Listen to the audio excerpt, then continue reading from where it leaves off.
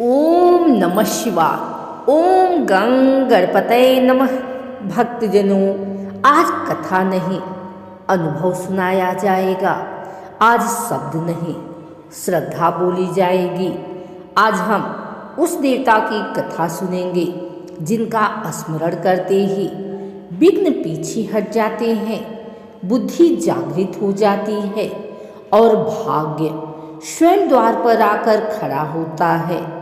मैं बात कर रही हूँ प्रथम पूज्य करुणानिधान विघ्नहर्ता भगवान श्री गणेश जी की। लेकिन आज की कथा केवल गणेश जी की नहीं है।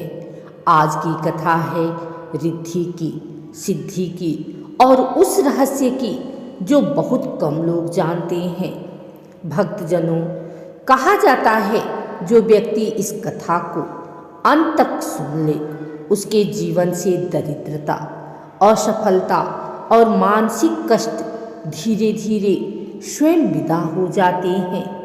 इसलिए निवेदन है, मन को शांत कर लें और हृदय में गणेश जी को बिठा लें और 3 बार प्रेम से बोले ओम गं गणपतये नमः। ओम गं गणपतये नमः। ओम गं गणपतये नमः। अब आइए कथा का शुभारंभ करते हैं। भक्तजनों, यह कथा उस समय की है जब सृष्टि अपने प्रारंभिक चरण में थी।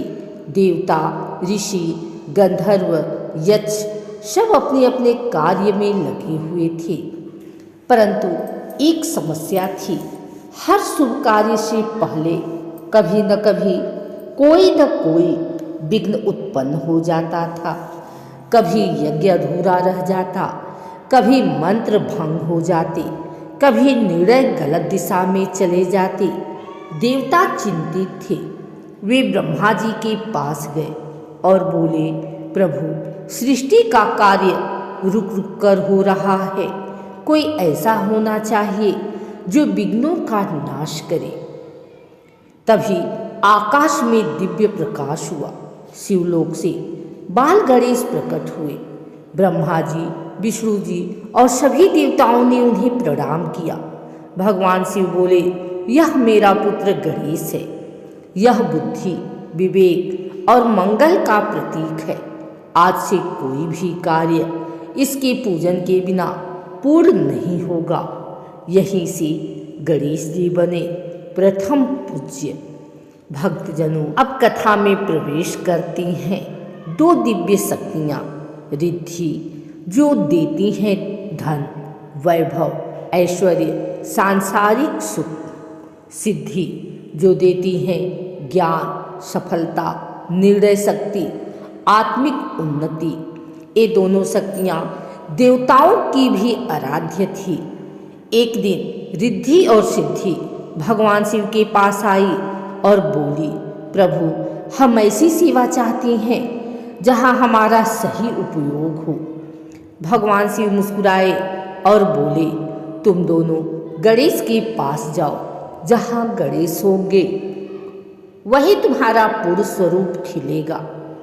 जब रिद्धि और सिद्धि गणेश जी के पास पहुँची तो उन्होंने देखा गणेश जी ध्यान में लीन हैं, आंखें बंद, मुख पर शांत मुस्कान। रिद्धि ने सोचा, मैं धन दूंगी, देखती हूँ क्या ये प्रभावित होते हैं। सिद्धि ने सोचा, मैं ज्ञान दूंगी, देखती हूँ क्या इनका ध्यान टूटता है। लेकिन गणेश जी का ध्यान नहीं टूटा। गणेश जी ने आंखें खोली और बोले, रिद्धि, धन तभी सार्थक है जब वह धर्म के साथ हो। सिद्धि, ज्ञान तभी श्रेष्ठ है जब उसमें अहंकार न हो। यह सुनकर रिद्धि और सिद्धि नतमस्तक हो गए। भक्तजनों, यही से एक गूढ़ रहस्य खुलता है। गणेश जी बोले, यदि तुम दोनों मेरे साथ रहना चाहती हो तो सदा सेवा और संतुलन में रहना होगा। रिद्धि और सिद्धि ने स्वीकार किया। यही कारण है कि गणेश जी के साथ रिद्धि और सिद्धि विराजमान रहती हैं। कहा जाता है जो व्यक्ति गणेश जी की पूजा रिद्धि सिद्धि सहित करता है, उसके घर में धन टिकता है, बुद्धि सही निर्णय लेती है, सफलता अस्थायी होती है। आज मनुष्य के पास धन है पर शांति नहीं, ज्ञान है पर संतोष नहीं।